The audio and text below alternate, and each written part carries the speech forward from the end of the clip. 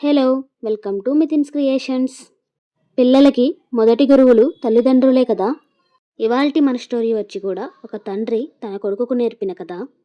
ఒకరోజు ఒక తండ్రి తన కొడుకుతో కలిసి ఒక ఊరు నుంచి మరొక ఊరికి వెళ్తారు. మార్గం మధ్యలో దాహం వేయడంతో ఒక చెట్టు దగ్గర కూర్చుంటారు.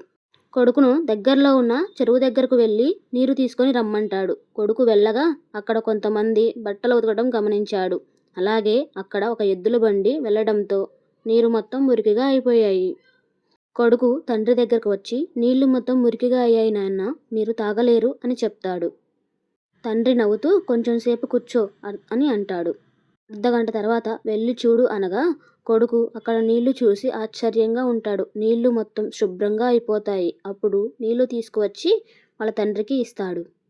తండ్రి నీళ్లు తాగి నవ్వుతూ ఇలా అంటాడు, మన మనసు కూడా ఇలాంటిదే.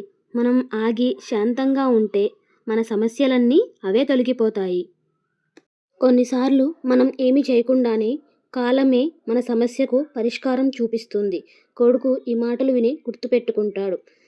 మీకు కనుక ఈ స్టోరీ నచ్చితే please like, share and subscribe to my channel. Thank you all.